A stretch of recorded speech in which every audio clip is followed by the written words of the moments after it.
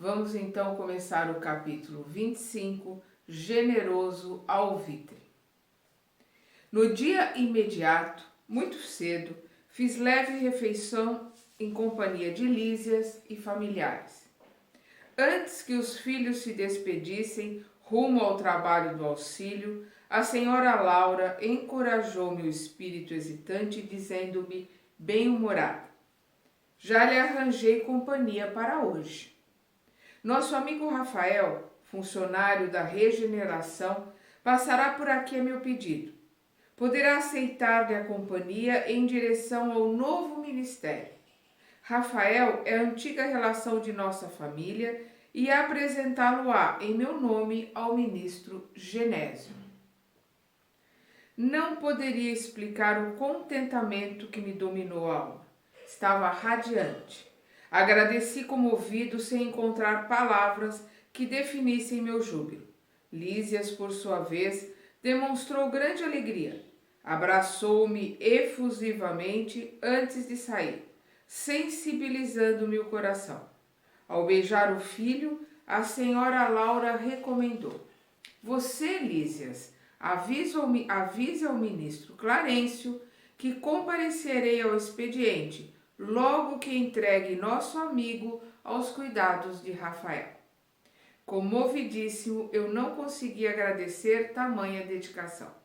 Ficando a sós, a desvelada genitora do meu amigo dirigiu-me a palavra carinhosa. Meu irmão, permita-me algumas indicações para os seus novos caminhos. Creio que a colaboração maternal sempre vale alguma coisa.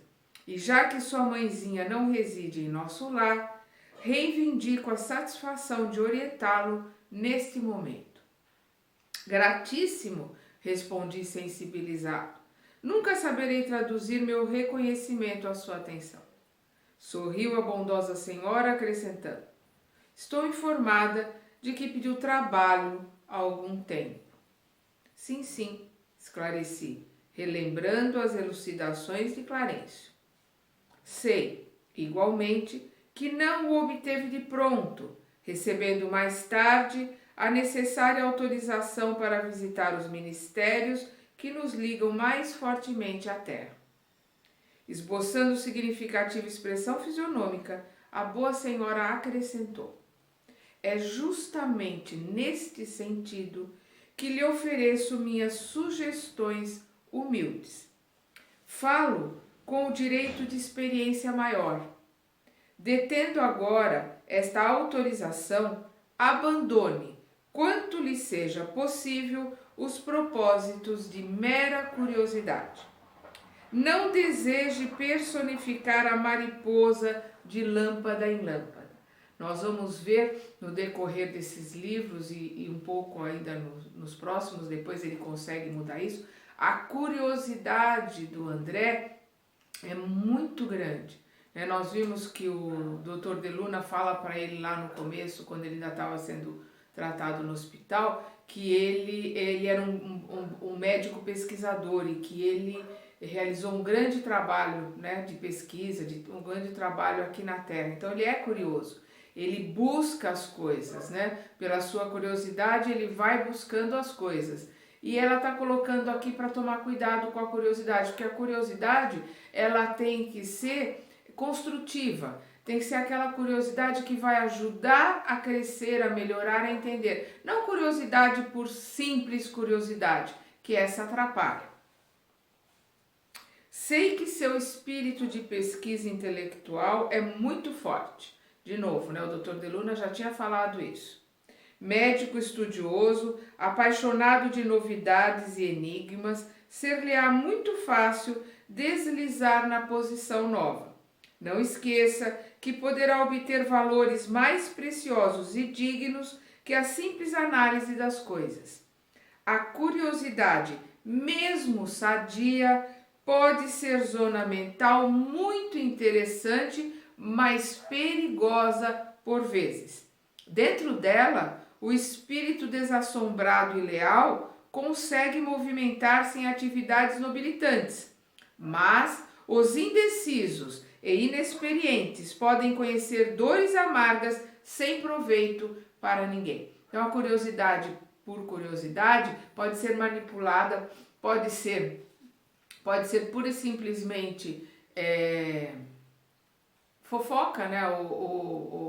Adentrar na vida alheia, ou adentrar, passar do limite do livre-arbítrio do outro, passar do limite, né, da liberdade do outro. Então, o livre-arbítrio é muito respeitado. Então, a curiosidade, ela precisa ser contida e ser sadia, ser dentro daquilo que vai esclarecer ou servir para ajudar a mais de uma pessoa, né? Ajudar a um grupo. Aí a curiosidade tem sentido. Clarencio ofereceu-lhe ingresso nos ministérios, começando pela regeneração. Pois bem, não se limite a observar. Em vez de albergar a curiosidade, né, olha o que ela está colocando aqui, não se limite a observar, ficar ali de curioso vendo tudo o que está acontecendo, né? Em vez de albergar a curiosidade, medite no trabalho e atire-se a ele na primeira ocasião que se ofereça. Surgindo ensejo nas tarefas de regeneração, não se preocupe em alcançar o espetáculo dos serviços nos demais ministérios. Aprenda a construir o seu círculo de simpatias.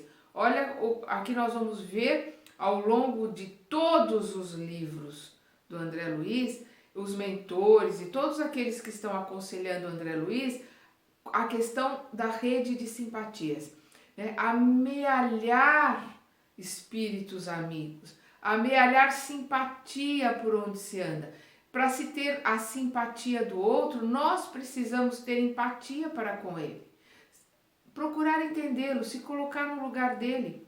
Aí a nossa empatia vai fazer com que começamos a ter à nossa volta espíritos amigos, espíritos simpáticos. E aqui ao longo de todos os livros, desculpa, nós vamos ver a necessidade que nós temos, encarnados e desencarnados, dessa nossa rede de simpatia para apoio, para ajuda, né, principalmente nos momentos difíceis. Em vez de albergar a curiosidade, medite no trabalho e atire-se a ele na primeira ocasião que se ofereça. Surgindo ensejo nas tarefas de regeneração, não se preocupe em alcançar o espetáculo dos serviços dos demais ministérios, ou seja, aparecendo uma oportunidade na regeneração, não vai largar lá e por curiosidade vai ficar vendo ministério por ministério como a mariposa de lâmpada em lâmpada. Agarre a oportunidade do trabalho. Aprenda a construir o seu círculo de simpatias e não olvide que o espírito de investigação deve manifestar-se após o espírito de serviço. Então não esqueça, o espírito de observação deve manifestar-se após o espírito de serviço. Primeiro servir, primeiro ajudar, depois observar, depois esclarecer as curiosidades. Primeiro, servir. Pesquisar atividades alheias sem testemunho no bem pode ser criminoso atrevimento. Então, olha o que ela está colocando aqui. A gente tem que lembrar da liberdade do outro, do livre-arbítrio que tem que ser respeitado, até onde a gente pode ir sem estar invadindo a privacidade do outro. É o que ela está colocando aqui. Pesquisar atividades alheias sem testemunhos no bem pode ser criminoso atrevimento. Muitos fracassos nas edificações do mundo hoje originam-se de semelhante anomalia. O que ela está colocando aqui é que antes de se preocupar em fazer, antes de se preocupar em servir, se buscar a curiosidade, buscar querer saber por que fulano faz assim, por que ciclano faz assado, por que João pensa assim. Cada um está na sua posição. Cada um tem o seu nível de aprendizado. Cada um está num degrau da escada. Nós temos que respeitar, é isso que ela está colocando para ele. Respeite a posição do outro e que a sua curiosidade não seja um ato criminoso de atrevimento. Não seja um ato de desrespeito ao livre-arbítrio do outro. Não seja um ato de desrespeito à fronteira da liberdade. A minha liberdade termina quando começa a do outro. Então, é por isso que é importante que ela colocou aqui. Pesquisar atividades alheias sem testemunhos no bem pode ser criminoso atrevimento. Muitos fracassos nas edificações do mundo hoje originam-se de semelhante anomalia. Todos querem observar, mas raros se põem a realizar. Quantos criticam tudo? Quantos criticam o síndico, o condomínio, o governo, o prefeito, o governador, o presidente, o padre, o pastor, o dirigente espírita? Críticas, até aquela pessoa que tem a crítica na ponta da língua, tem a observação, sai observando tudo e apontando todos os erros. Mas o que ela faz para mudar aquilo que ela está achando errado? Qual é o tempo que ela dedica a servir? Ou ela dedica o tempo dela a observar e apontar o erro do outro em vez de olhar para si mesmo e trabalhar na sua reforma íntima, trabalhar na sua melhora? É muito fácil observar e apontar erros. O difícil é ver os erros, encontrar a solução, arregaçar as mangas e servir. E lá realizar a solução. Nós temos que fazer parte da solução, não fazer parte do problema. Não adianta ser observador crítico que sai apontando, porque criticar é muito fácil. Nós temos que, se observamos alguma coisa que não está boa, já chegarmos junto, olha, isso aqui não está bem feito, vamos solucionar, vamos fazer assim, eu faço. Vai lá, arruma, faz, modifica, aí você faz parte da solução. Senão é muito fácil criticar.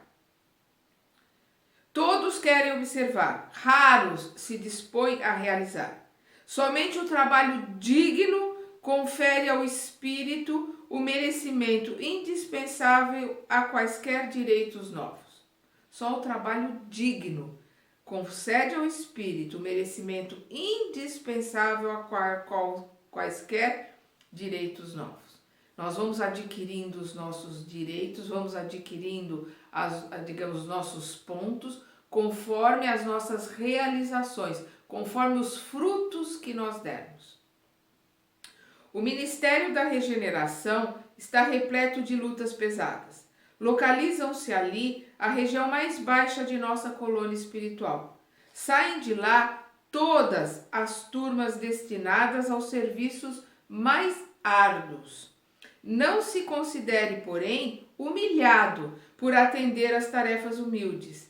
Lembro-lhe que em todas as nossas esferas, desde o planeta até os núcleos mais elevados das zonas superiores, referindo-nos à Terra, o maior trabalhador é o próprio Cristo, e que ele não desdenhou o serrote pesado de uma carpintaria.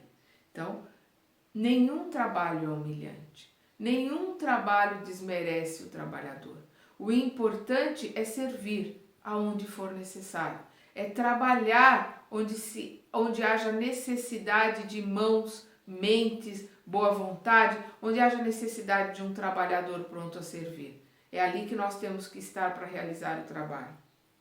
É o que ela coloca, né? Não existe espírito maior na Terra do que o Cristo, e ele nunca abriu mão do trabalho, né? de carpinteiro. E ele também nunca deixou de trabalhar porque era sábado, porque era domingo, mesmo que fosse criticado pelos fariseus pela sua atitude. O ministro Clarencio autorizou gentilmente a conhecer, visitar e analisar, mas pode, como servidor de bom senso, converter observações em tarefa útil. Então, se você tiver bom senso, não fique só observando, ajude, trabalhe. É possível receber alguém negativa justa dos que administram, quando peça determinado gênero de atividade reservada, com justiça aos que muito hão lutado e sofrido no capítulo da especialização. Mas ninguém se recusará a aceitar o concurso do espírito de boa vontade que ama o trabalho pelo prazer de servir. Então você pode ter tido negado o trabalho que você queria ali como enfermeiro, como médico, né? Você queria um trabalho especializado de uma especialização que você não tem. Indiretamente isso que ela está colocando para ele. Mas ninguém vai recusar alguém de boa vontade num trabalho braçal principalmente, né? Num trabalho que precisa ser feito. Meus olhos estavam úmidos. Aquelas palavras pronunciadas com meiguice maternal caíram-me no coração como bálsamo precioso. Poucas vezes sentira na vida tanto interesse fraternal pela minha sorte. Semelhante conselho calava-me no fundo da alma e, como se desejasse temperar com amor os criteriosos conceitos, a senhora Laura acrescentou com inflexão carinhosa: a ciência de recomeçar é das mais nobres que nosso espírito pode aprender. A ciência de recomeçar é das mais nobres que nosso espírito pode aprender. Nós podemos recomeçar a qualquer hora, a qualquer instante. A cada dia que nasce, nós reencarnamos, porque nós simulamos a morte ao desligarmos do corpo quando dormimos, e simulamos a nossa reencarnação quando acordamos voltando para o corpo. Então, todo dia a gente tem a oportunidade que temos na reencarnação de começar tudo de novo e fazer diferente. E aí está a misericórdia de Deus. Então, vamos lá. A ciência de recomeçar é das mais nobres que nosso espírito pode aprender. São muitos raros os que a compreendem nas esferas da crosta. É difícil para nós entendermos e compreendermos a oportunidade que temos a cada dia que amanhece, de realizarmos, de pedirmos perdão, de dizermos que amamos aqueles que amamos, de estudar, de aprender, de se modificar, de se melhorar e se preparar para ir embora, porque um dia vai ser o último. Disso nenhum de nós vai escapar.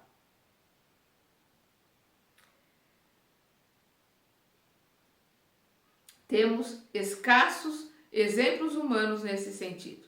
Lembremos, contudo, o de Paulo de Tarso, doutor do Sinédrio, esperança de uma raça, pela cultura e pela mocidade, alvo de geral atenção em Jerusalém, que voltou um dia ao deserto para recomeçar a experiência humana como tecelão rústico e pobre. Então, a ida para o deserto de Paulo de Tarso, aonde ele se sustentou como tecelão e ele, como ficou gago, ele não conseguia mais fazer os discursos que ele fazia, ele reaprendeu, ele só conversava com as pessoas que iam junto dele ali, né, enquanto ele estava tecendo. Então ele teve que aprender do zero, ele teve que recomeçar do zero. De grande orador, né, palestrante do Sinédrio, ele passou a ser um tecelão ali, caminhando pelo deserto, conversando só com algumas pessoas. E vamos lembrar também a metáfora que é o deserto. Nós temos que buscar o nosso deserto. O que é o deserto ali para Paulo? É a solidão. É o entrar para dentro sozinho e buscar a si mesmo. Renascer pelas próprias mãos. Foi isso que Paulo foi fazer. A hora que ele se afastou e foi para o deserto, ele estava fazendo a sua reforma íntima e renascendo pelas próprias mãos. Ele estava se refazendo agora, não mais Saulo. Saulo é o homem velho que ele estava deixando para trás. Ele estava fazendo renascer Paulo, o homem novo, que iria ser o pregador dos gentios, o maior pregador da doutrina do cristianismo, o maior pregador das palavras de Cristo. Se não fosse Paulo, nós não teríamos hoje o cristianismo para podermos estudar, para podermos aprender.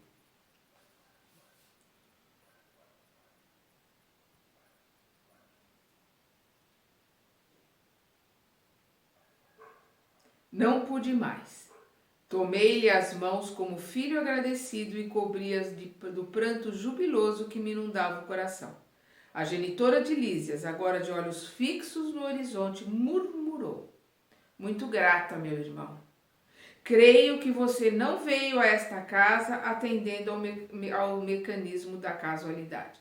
Não existe acaso, não existe casualidade. Ele tem uma ligação ali com aquela família e ela sentiu ali, naquela hora. Por isso que ela coloca: creio que você não veio a esta casa por casualidade. Estamos todos entrelaçados em teia de amizade secular. Todos nós estamos entrelaçados, encarnados e desencarnados neste planeta, em termos gerais, né? Neste planeta, entre encarnados e desencarnados que estão em volta do planeta, mas estão ligados a esse planeta. Nós estamos todos interligados em rede. Nós dependemos um do outro. Nós precisamos um do outro para melhorar, para crescer.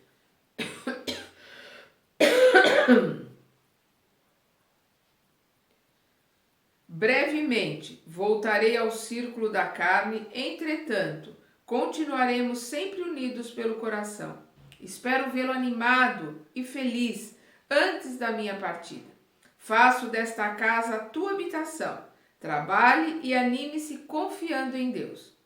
Levantei os olhos rasos d'água, fixei-lhe a expressão carinhosa, experimentei a felicidade que nasce dos afetos puros e tive impressão de conhecer minha interlocutora de velhos tempos, embora tentasse, debalde, identificar-lhe o carinho nas reminiscências mais distantes. Ele também sentiu, né, que ele a conhecia. Então ele tentou ali, mas não conseguiu. Né? Ele tentou ali lembrar da onde que ele conseguia, tentando buscar as reminiscências, as lembranças, que ele sabia que ele a conhecia, não sabia da onde. Então ele também sentiu, como ela, que eles são conhecidos, né? Fazem parte da mesma família espiritual. Quis beijá-la muitas vezes com o enternecimento filial do coração, mas nesse instante alguém bateu à porta. Fitou-me a senhora Laura, mostrando indefinível ternura maternal, e falou: é Rafael que vem buscá-lo. Vá, meu amigo, pensando em Jesus, trabalhe para o bem dos outros, para que possa encontrar seu próprio bem.